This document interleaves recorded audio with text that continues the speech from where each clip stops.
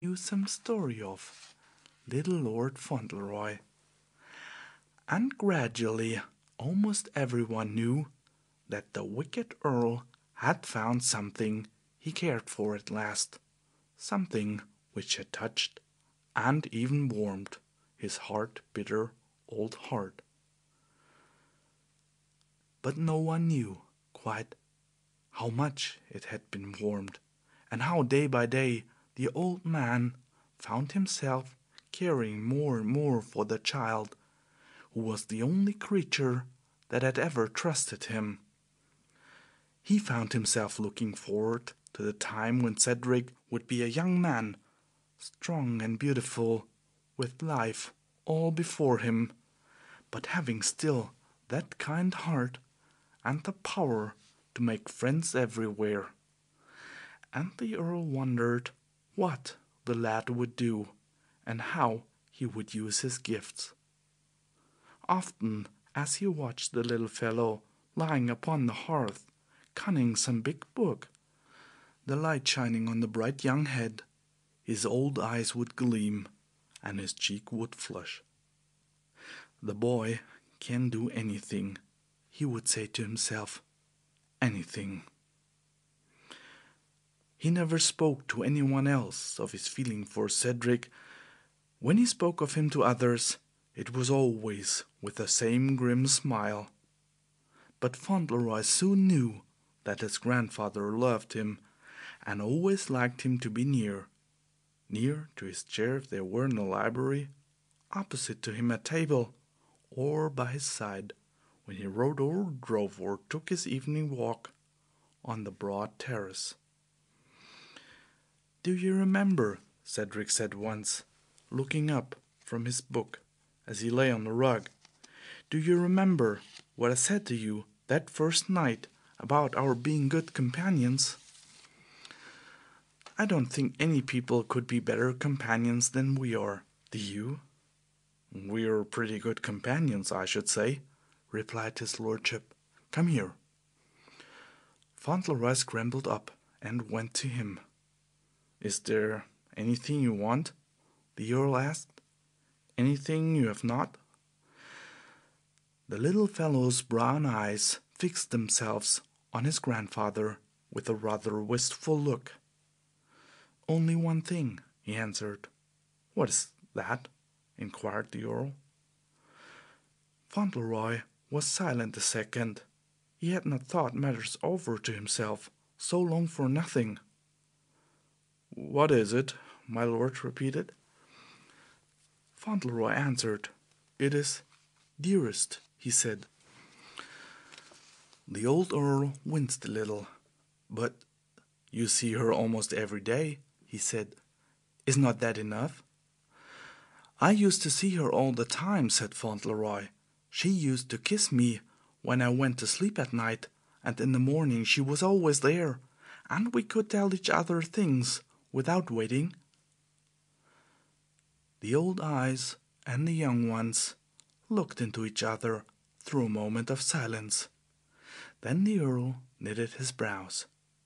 "Do you never forget about your mother?" he said. "No," answered Fauntleroy, "never, and she never forgets about me. I shouldn't forget about you, you know, if I didn't live with you. I should think about you all the more." "Upon my word," said the Earl, after looking at him a moment longer, "I believe you would." The jealous pang that came when the boy spoke so of his mother seemed even stronger than it had been before. It was stronger because of this old man's increasing affection for the boy.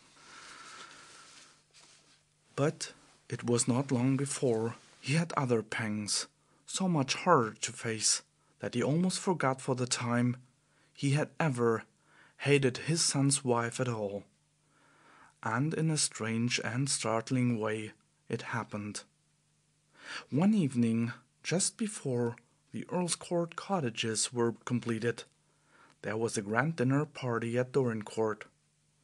There had not been such a party at the castle for a long time.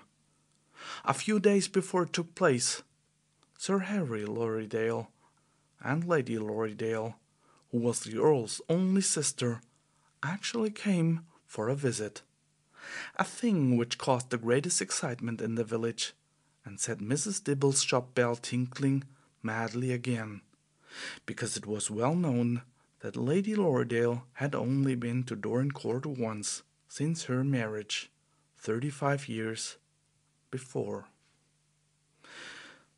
She was a handsome old lady with white curls and dimpled, peachy cheeks, and she was as good as gold.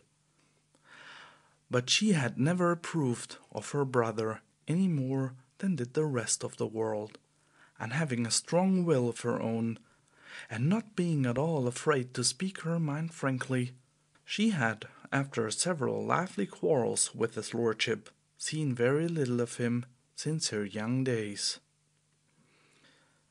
She had heard a great deal of him that was not pleasant through the years in which they had been separated.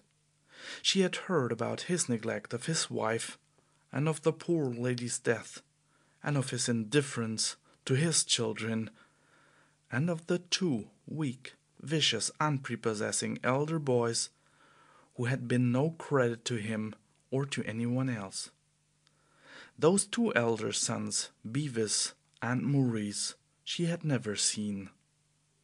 But once there had come to Lorridaile Park a tall, stalwart, beautiful young fellow about 18 years old, who had told her that he was her nephew Cedric Earl, and that he had come to see her because he was passing near the place and wished to look at his Aunt Constantia, of whom he had heard his mother speak.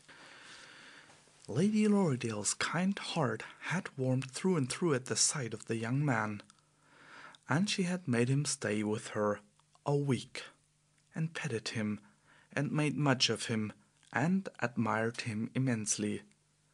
He was so sweet-tempered, light-hearted, spirited a lad, that when he went away she had hoped to see him often again, but she never did, because the Earl had been in a bad humor when he went back to Dorincourt, and had forbidden him ever to go to Lorridaile Park again.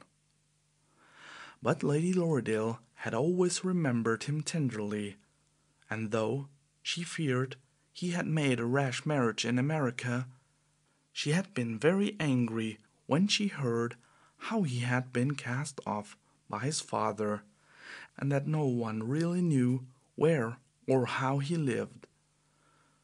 At last there came a rumor of his death, and then Bevis had been thrown from his horse and killed, and Maurice had died in Rome of the fever.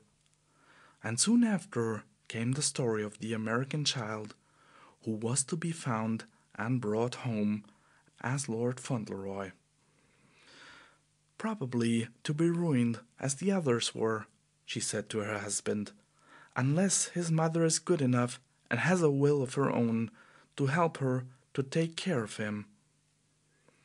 But when she heard that Cedric's mother had been parted from him, she was almost too indignant for words. "It is disgraceful, Harry," she said. "Fancy a child of that age being taken from his mother and made the companion of a man like my brother. He will either be brutal to the boy, or indulge him until he's a little monster. If I thought it would do any good to write." "It wouldn't, Constantia," said Sir Harry. "I know it wouldn't," she answered. "I know his lordship, the Earl of Dorincourt, too well, but it is outrageous." Not only the poor people and farmers heard about little Lord Fauntleroy, others knew him. He was talked about so much, and there were so many stories of him, of his beauty, his sweet temper, his popularity, and his growing influence over the Earl, his grandfather, that rumors of him reached the gentry at their country places, and he was heard of in more than one county of England.